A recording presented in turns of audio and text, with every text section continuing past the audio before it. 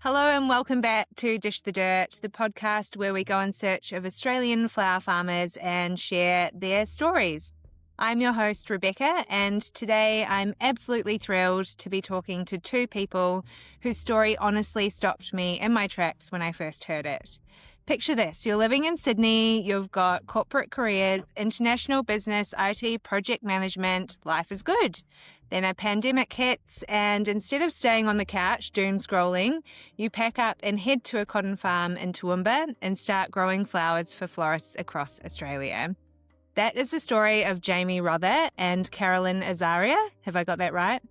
Azria, yeah. Azria, yep, great. The duo behind the Cotton Bunch. And trust me, by the end of this episode, you're going to want to book a one-way ticket to the Darling Downs. Hi, guys. How are you? Hi, Beck. Morning. Hi, nice to see you. How are you both? Yeah, pretty good. Yeah? It's a sunny day today. That's not too cold. Yeah, good. It's freezing here. I think it's about 9 degrees, so I'd rather be there than here. That's for sure. Yeah, the frost hasn't hit us yet. Oh, you get a frost? In Western Toowoomba, we get a frost. No way. I would Yeah. never have thought that. Does it snow? No, it just gets freezing. Okay. Just zero. Yeah. Yeah, it's only for like a month. Yeah. Oh, wow. Cool. Awesome. Quick one before we get going. Today's episode is backed by Madge Goods, the brand behind the jumpsuit I now basically live in. Stick around and I'll tell you all about it. When people hear cotton farm, they think of something quite industrial, I think. I do, anyway. So I want you to kind of paint me a picture of what life looked like before you started the Cotton Bunch. Well, hi everyone, Jamie here. Excited to meet Beck and be part of this Australian flower farming community. So our stories, I guess, is a bit unique. I grew up, I guess I'm a third generation cotton and grain grower. However, my mother from Argentina, she was really internationally focused. So she said, go get your undergrad, get your postgrad, travel the world, become a diplomat. Wow. I learn all these languages and see the world and make a choice. Do not be a farmer whatsoever. Being a farmer is the worst decision you can make in your entire life. Do not put yourself and your better half in the same position as myself, because it was a very bad choice. To her. Right. She really sold it to you. Yeah. And so we went down our paths. Like I did diplomacy in international trade and masters, and Caroline went through a different route. Yeah.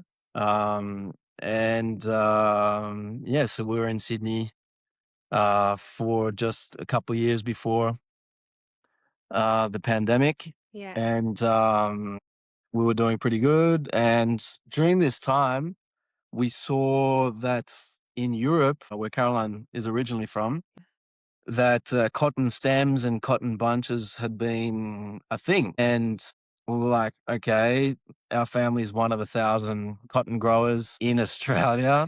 Let's go between 3 and 5 o'clock in the morning to the Sydney flower markets and see if there's any interest. Nearly every single person who had a place on the stall at the Sydney flower markets was like, yes. Great. And we're like, okay, how do we do it? And we had to just figure it all out. Awesome. Yeah, so we'd just come back for the April, May cotton picking, and we had to find the sweet spot and learn everything ourselves. I was going to add that life before the Cotton Bunch was, I'm from Paris originally, from France. Unlike Jamie, I had no farming experience, let alone flowers experience. I was in a business school, ended up in digital. Was going to go into a career designing apps and websites through UX design. And it all started as a side business. So we were living our corporate lives and then running the Cotton Bunch on the side. And so having an income from somewhere else allowed us to reinvest whatever we were doing on the Cotton Bunch back into that. Was that before you moved on to the farm? Were you doing it from Sydney? Yeah, we did it for a couple of years before COVID hit. It was never going to be a full-time job to start with.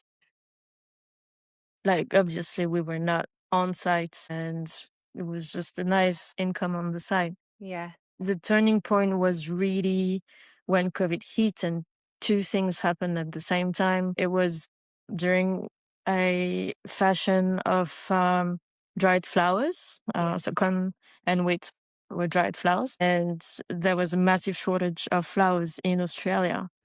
So we never had enough to supply. Yeah.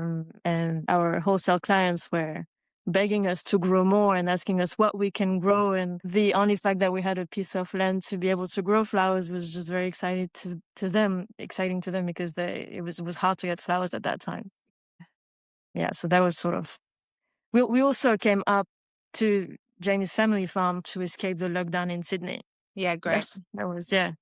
So that was a good move. Yeah. Yeah. But we'd never Coming from thought we would Victoria, that stay. was a very good move. Yeah. Yeah, wonderful. Yeah, that's how it started, yeah. Yeah. So was it a hard decision to make that leap from, corporate life to farming? The changeover when we decided to do it from a side gig to full time. Yeah. So was it a clean decision, or did it feel like quite messy or terrifying? How did you feel? Not really. We started really little. It was at the beginning. It was really like a nice thing to have on the side, and then it grew bigger little by little. We were not set up for fresh flowers at all. So when they started asking us what we can grow, sunflowers is a flower that grows really well in the area where we've been starting. And we only started with a very small amount and then scaled up. But I wouldn't say it was stressful because we didn't know what to expect really, or even what we were doing to start with. We didn't know the size of the market. We didn't know the demand. We didn't know any of the systems or processes. We didn't know what people's expectations were, what florists wanted, what end customer wants, any of this. It was just jumping into the unknown and just enjoying the journey and figuring it all out. And yeah, just trying to find people that can help you out and give you some tips and work it out. Having another income on the side from the corporate didn't make it scary because that was fine on that end. And Jamie's dad being a broadacre farmer and really excited from day one with this project. That's great. Yeah. Was a massive help as well with machineries and knowledge of the area and all that. Wonderful. So when did you give up your full-time gigs? COVID, as soon as 2020 was as soon as New South Wales and Queensland shut their borders to each other, we got out of New South Wales and great. We've been in Queensland since. Yeah, wonderful. When you flipped the script from kind of cotton to growing flowers, I know you said your dad was really excited, Jamie. How did the rest of the family take this change? Yeah, it was, well, Mum was like, "You're crazy. You've changed 9 to 5 to a 5 to 9. Yeah. She said, you're crazy. Plus, we've got a 2 and a 4-year-old, so it's just now. So it's. To start with, though, no one was really understanding what we were doing. Especially around here, like, what do you mean you're selling cotton to florists? Like, for them, it's like picking up grass and selling it to city people. Like, yeah. So grass is actually really popular now. There you go. You've got it. If you want. I think a mix of excited and not really knowing to start with. Like, the floral industry is very new to all of us. Well, not now, but used to be. Yeah. Yeah, great. And how many years have you been doing it for now? Well, the cotton idea started in 2018. Our first sale was 2019, and we've been doing it full time since March 2020. So 6 to 8 years, yeah.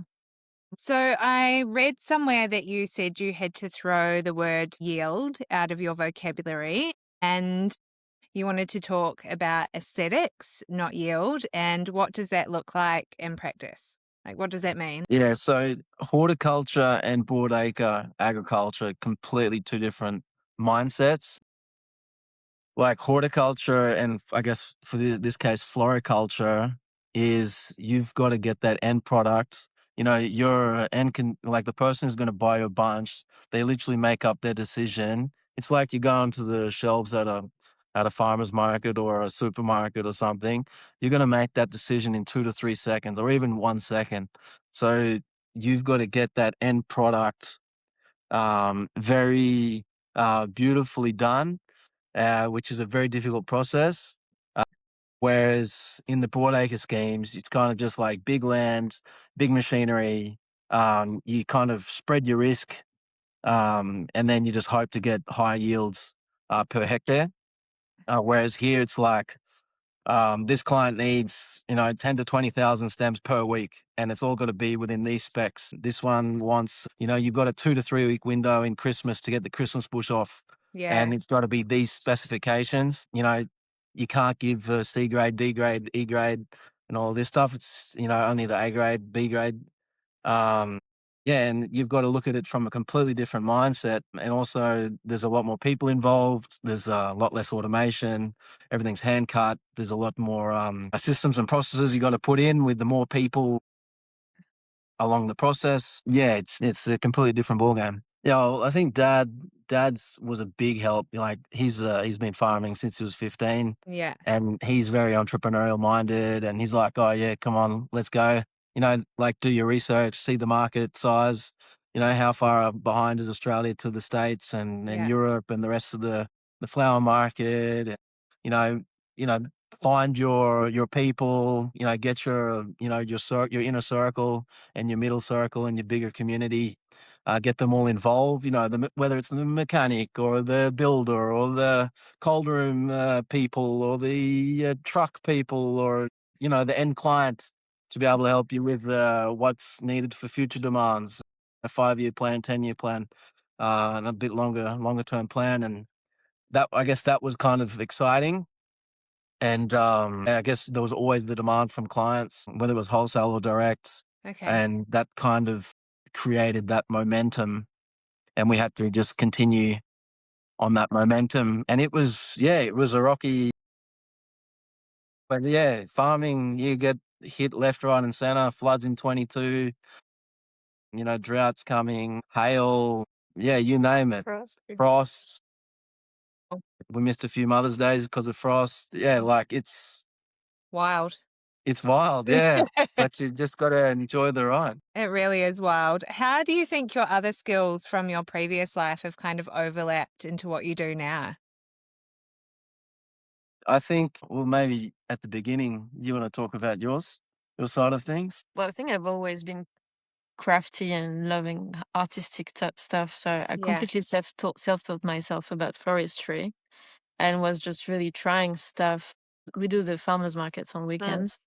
I was just trying stuff and just people kept on liking it. And I don't know, it's just now I just can see the flowers and put them together and then people want to spend money on it. Yeah. I believe maybe my background in loving design and graphic design, even though I didn't do much of it on the laptop, but having that the eye. floristry, having an eye for this sort of things, I think helped for the flower side of it, and I just discovered a new passion, I guess. Yeah, great. And user experience, because that's quite a unique skill to have as well. Just how somebody experiences your product. Has that helped? I guess I always try to make something that it's easy to hold and to look at from every angle where it looks pretty from everywhere. And with the colors making sense together. I guess that's something that stayed with me from my past life. But also adapting to pretty much anything that that people would like when you're designing an app or a website. It just has to be like straightforward, and the less is the better. Or if you have to put more stuff, it has to make sense. Yeah, it's such a great skill to have, I think. My husband is user experience. And yes, he is. Yeah. So I do know a little bit about it, although we always joke that I say he's an assassin because I don't really know what he does. I find it quite hard to explain. But just having that eye for color and detail and how to get your product to people for them to instantly kind of be able to use it. And you're talking about the bouquet being the right size, just tiny things like that are so helpful. And Jamie, how about you? Any skills from being an international diplomat? Well, it's good knowing Spanish and French and all these, Yeah. like there's, Ecuador and Colombia, there's a lot of them that you got to deal with, and, a lot of French and Dutch people you got to deal with. And Yeah. I think like any business, you got to have a bit of business acumen. You got to know, what's your value, the quality of your product, Yeah. being consistent, who you are as your company or your brand or whatever it is, and being able to tell your client, this is the price, this is the these are our overheads, Yeah. this is the current climate, because it's a very interesting market. You're either in the high volume game or you're in the premium quality game, and it's important to know where you sit, Yeah. and it's important to cross your I's and your T's so the finances stack up. Yeah, absolutely. Because without that, I don't think it runs. I will add one thing. We met at Disney World in Florida. We used to work there. So we did something called and I'm forever grateful for that to exist. It's called the International Disney College Program. Yeah, So great. we were both working and studying there. And Disney, I think, taught us a lot more than we think on customer service and storytelling and how to put a smile on people's faces, and, lots of tips to just make people happy and make their day. Wonderful. And I think we've always kept that love for spreading joy, and we never hesitate to spread the area with flowers if we have any excess or stuff like that. And I think having this mindset of just, we have the ability to make you smile or make two loved ones smile. It's a big one for us. I think we love what we're doing because we just love the effect that it does. Flowers have like a magical effect on people. It's pretty awesome. So you went from cotton and then you've got sunflowers. What else have you chosen to grow? In 2020, when all the clients were asking, which type of flowers can you grow, a lot of it was fresh. And then we were like, okay, well, first of all, from an agronomy point of view, you got to figure out, okay, what actually grows in my area well. And then do the economies of stack up. And then so we went down the route of sunflowers, and then we didn't have a cold room, we didn't have a forklift, we didn't have shed, didn't have a refrigerated truck, nothing.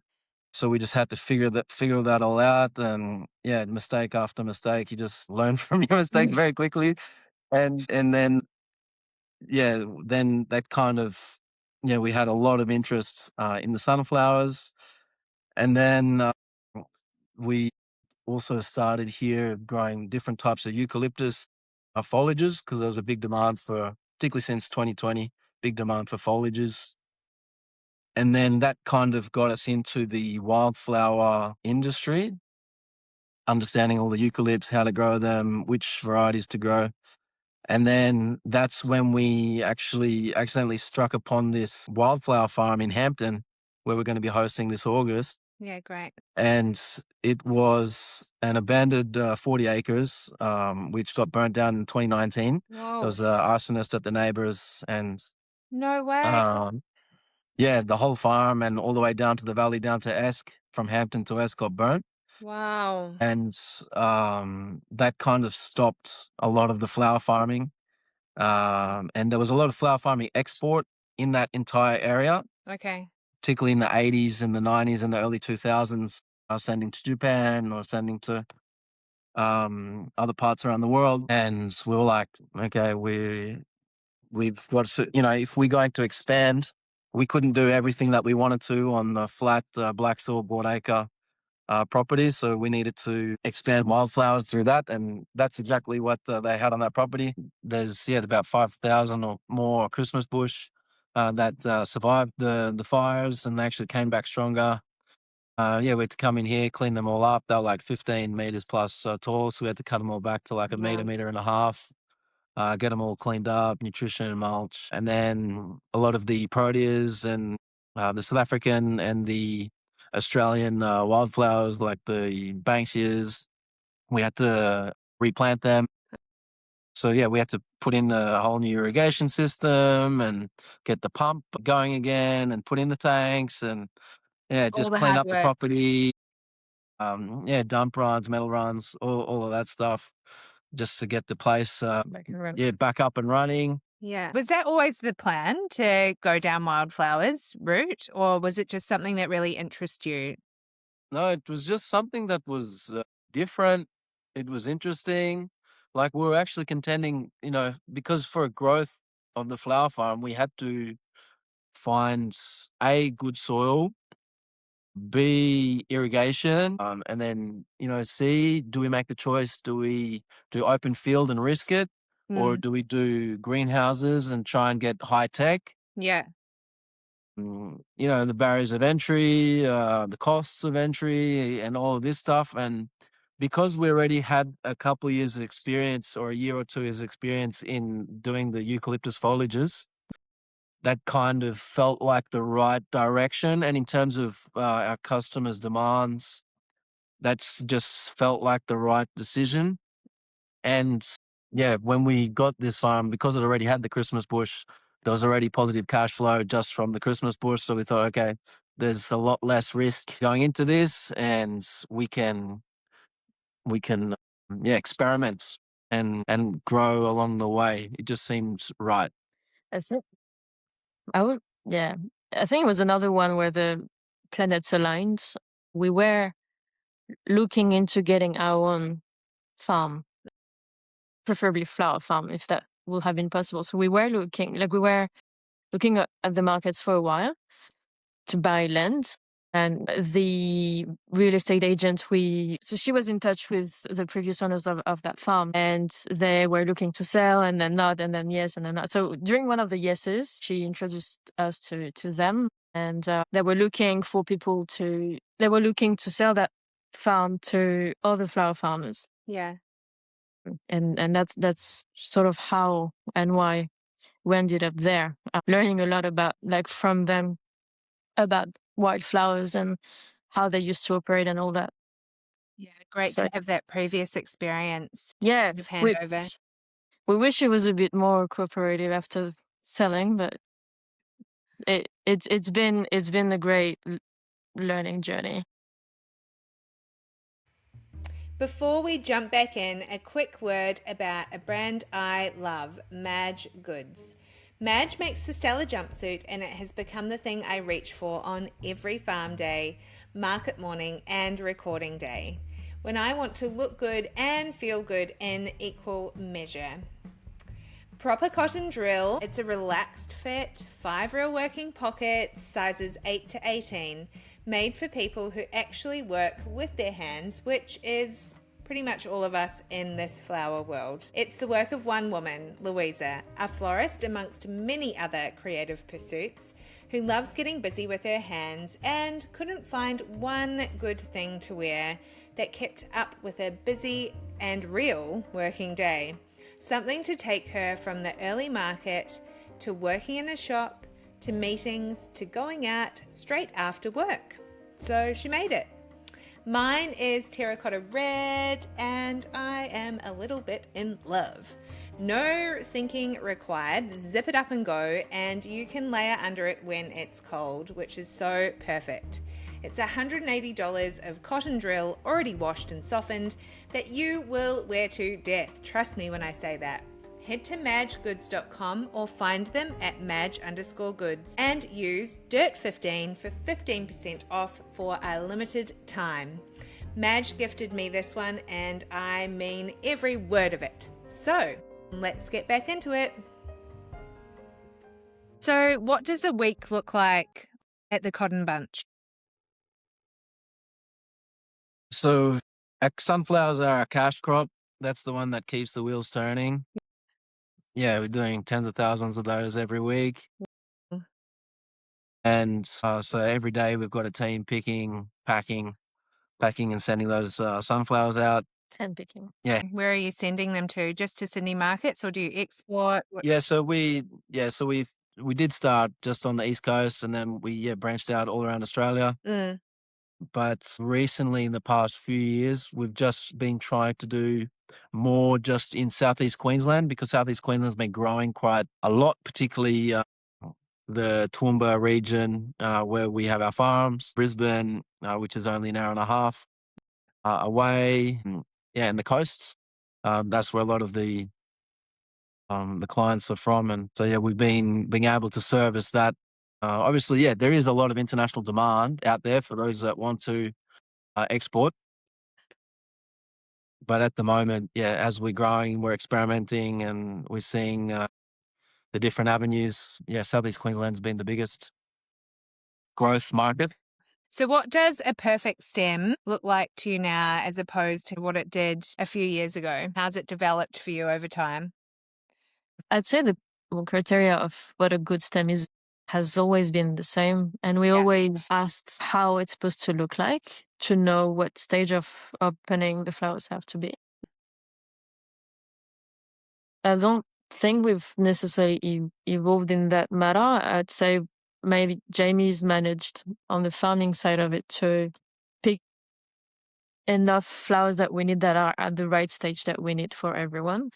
Christmas bush, they have to be red, and we've been told that from day one, so we know exactly what it's supposed to, like how a good stem's supposed to look like. And transport is very quick. Like the demand is so high locally that they don't have to be to go too far. I think quality, obviously quality consistency is key in this game. Yeah. And building those relationships and your brand based on quality and consistency is pretty important. Yeah, particularly in the early years when you're just trying to get the ball rolling and just trying to keep cash flow so you can keep your employees and you can keep your business running, particularly under the political environment that we're in, with increasing wages and that's tough. increasing interest rates, increasing inflation, all of those things. And obviously the end consumer, they've got a certain budget, and the florists have a certain budget, and the wholesalers want a certain price. And, being in that, I guess, you kind of need to find where you're at whether it's in the value or the quantity or quality side of things. And it's the pendulum. If you're going to go more on the quantity, then the quality will reduce. But if you're going to go more on the quality, then the quantity will reduce, but you get the premiums for it. Fabulous. You joined Wildflowers Australia, was that right? Did you do that at the very beginning when you got their farm, or did you find them along the way? Yeah, we're just searching everywhere for just knowledge, because everyone in our region, they're either dead or they're retired, and they've just, they've already been through the booms and the busts of the export market, and they didn't really build much of a domestic market. Well, particularly in Queensland, like I don't think in Queensland we were as Victoria, New South Wales, or WA or Tasmania in terms of flower production. So there weren't that many people to be able to say, hey, there's a few spots on this. Is this treatable? Or, what's phytophthora? Or like, what's the annual nutrition demand or irrigation needs? Yeah. Or when's the best time to purchase? Where do you purchase from? Where's the best place to get seeds? Where's the best place to get seedlings? Greenhouse propagation.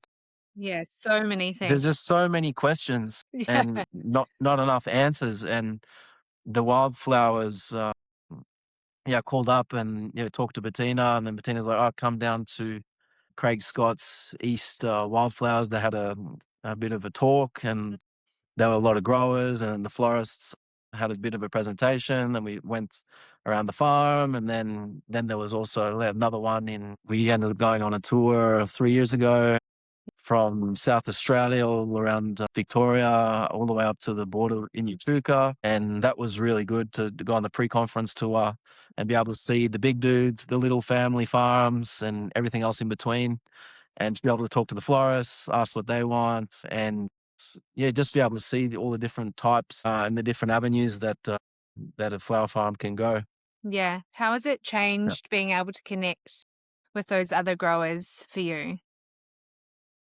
It's been a game changer because, you're just a WhatsApp message away saying, I've got this issue, or, this is where I'm looking at, or, I need to find this seed or seedling, or, like you've got a question, or, you even find clients who cross help each other out. And yeah, it's been really great.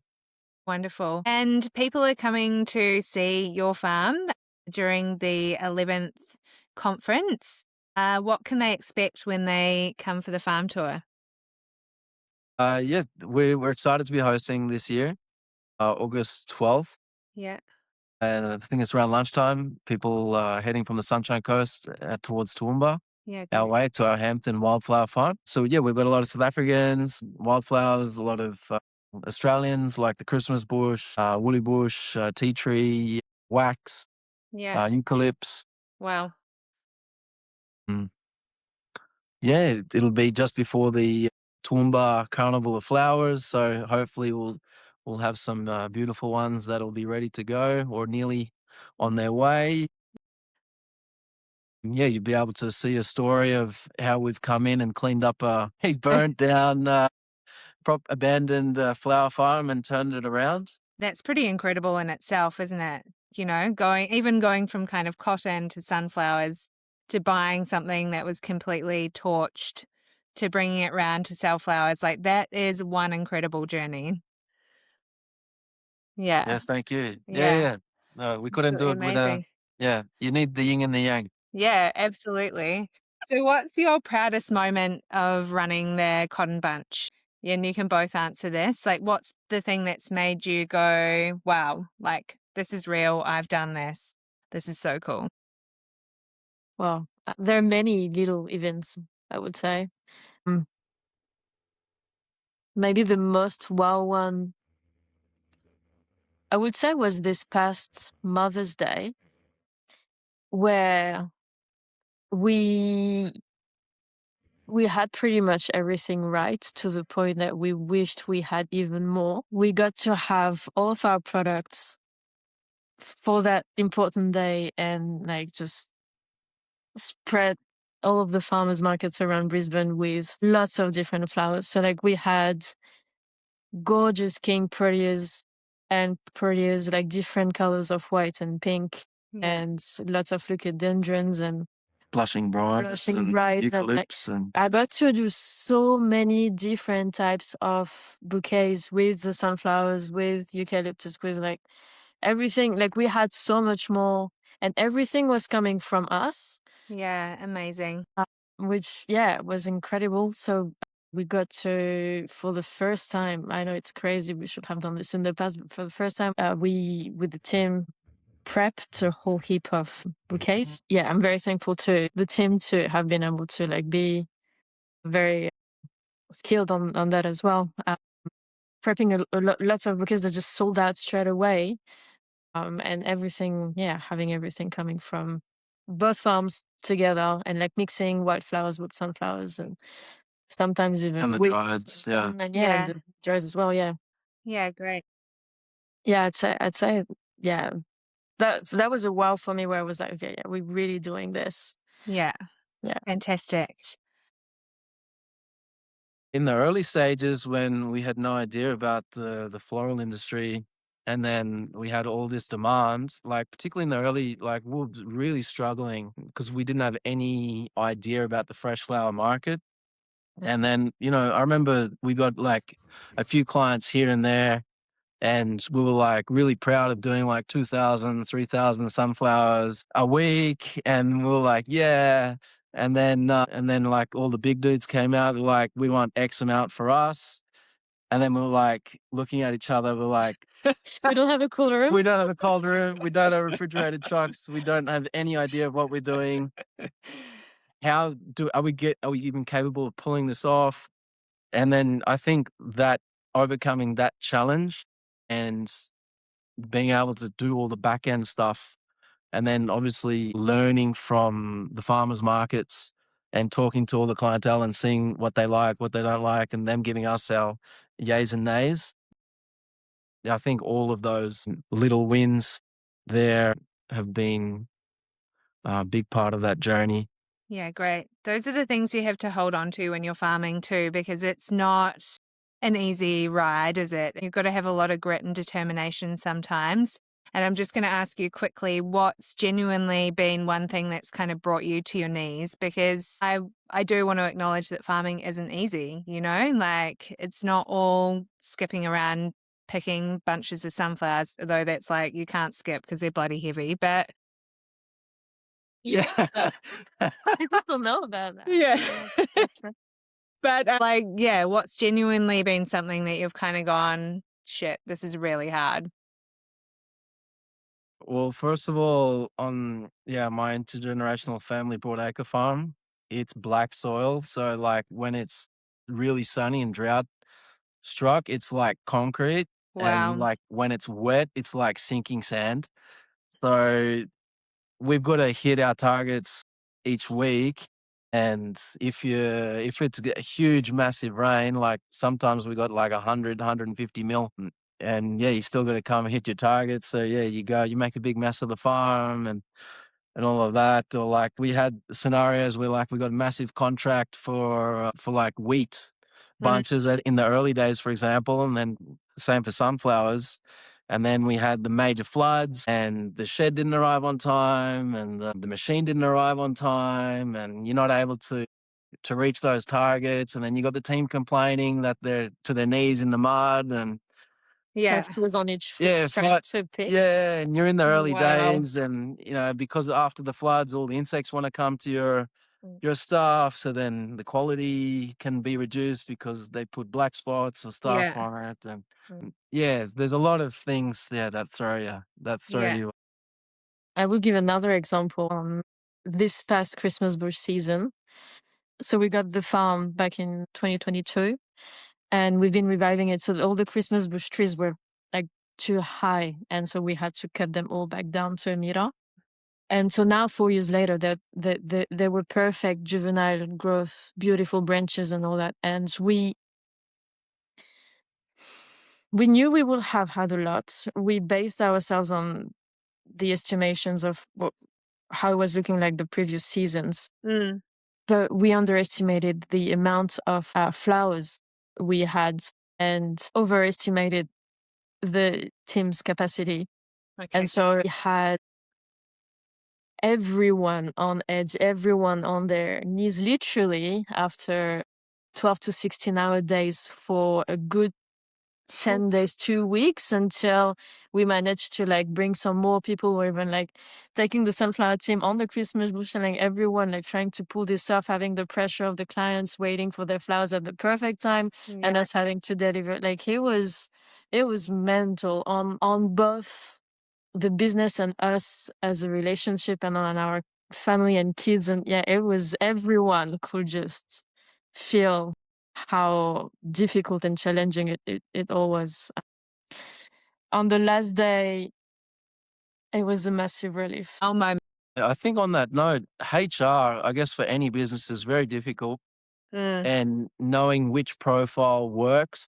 Like I know during COVID was hard. You just get anyone with a heartbeat, but now it's you've really got to know which profile is good for this job. Like the pickers aren't going to be the same as the packers, and the florists definitely do not have the same skills as a picker and a packer. You just got to really know who's good at what kind of the law of averages are for each of their KPIs. And because if you overstretch them, if you understretch them, you really got to find that happy medium. So many things to learn. And I feel like I could talk to you for hours about your business and what you've learned and, where you're going in the future. Where are you going in the future? Do you see yourselves in 5 years' time? So we've still got this question ourselves, but Yeah, no, Still there's there? a It's hard. Like, yeah. nothing has been. I don't know. I feel like you think in 5 years you'll be somewhere, and you're in Mm, somewhere completely different. Like we would have never thought 5 years ago that we would be here today. yeah. Yeah, no, there's a lot of demand for people to come to the property Yes. to open it up and show them around what we do and what it actually is flower farming and seeing how close their flowers are from where they're purchasing and um yeah, I don't know. We'll see what happens. Sounds like you're way too busy to have people wandering around the farm. Can you imagine? Number one question though, oh, can we come to the farm? And yeah, no, we clearly not set up for it, unfortunately, at the moment. But yeah, it is in the pipeline. Agritourism is a huge thing. So at the end of every podcast episode, I normally ask these questions. So what 3 things would you take if you had to leave the farm? Like if there's a fire or something. Well, yeah, you could pretend that there's a fire. Now for me it would be phone, laptop, and photos, like hard Yeah. copies. So, Yeah, a lot of it's just knowledge that you just transfer. Mm. So I guess we could just pick up and run with just the kids. well, he's minimalist. Like he doesn't really. Oh, The yeah. coffee machine. The coffee machine. Oh, the coffee machine. That's a good one. Everyone needs a coffee machine. So I'm with you on that. He needs to have a good coffee. Yeah, Yeah, yeah. yeah, yeah, So Australian. yeah. Great. I love it. We can stick with that. Coffee machine. Absolutely. I've had people who have put a glass house on their back. They've dug out their favorite rose, but no one's given me a coffee machine yet. So that's okay. Well, we also have 4 cats. I guess to save them too. Yeah. Yeah, good. Is there anything about your story that you wanted to share before I let you go? Hopefully we can inspire some others who want to take a leap of faith and Yeah. risk.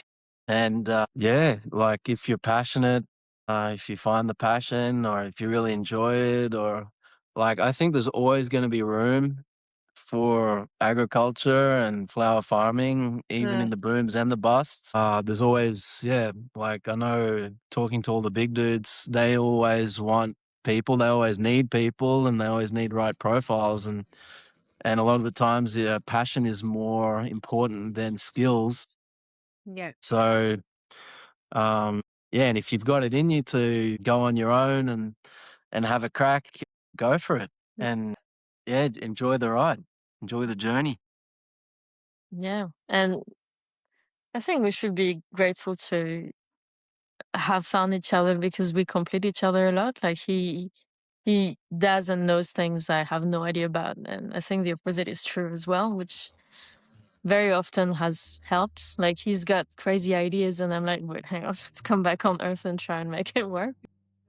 But yeah, having been crazy to stay together after the US and pulling that off, I think, yeah. Yeah, wonderful. Or a girl from the city of Paris. Yeah, I know. Living on a farm in Toowoomba. I've been a bit everywhere in France. I was born on a French island in the Caribbean, and then a bit all over. But yeah. Still very, very different. Very different. That's right.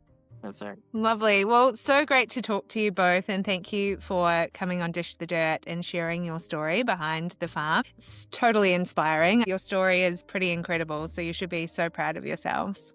Thank you. Thank you, and thanks for creating a voice for the flower farming industry. Not a problem. All right. Well, hopefully I catch you at the Wildflowers Australia conference. See you. Thanks, guys. And that's a wrap on this one. Thank you to Jamie and Caroline for stepping out of what I know is a very busy world to chat to me and to share your story. And speaking of wildflowers, if you're in the flower world, mark your calendar for the 11th Australian Wildflower Conference and Expo. It's on the 14th and 15th of August on the Sunshine Coast. There's a pre-conference farm tour beforehand too, and one of the stops is Jamie and Caroline's Hampton, the very one we have talked about today. So you can hear the story now and go and see it in person. A huge thank you to Madge Goods for sponsoring today. If you haven't already, go and have a look at the Stella jumpsuit. It's so worth it at madge.com and use DIRT15 for 15% off. If you've got a brand that you'd love to put in front of this community, you can sponsor an episode too. So just head to dishthedirt.com.au and hit the contact button.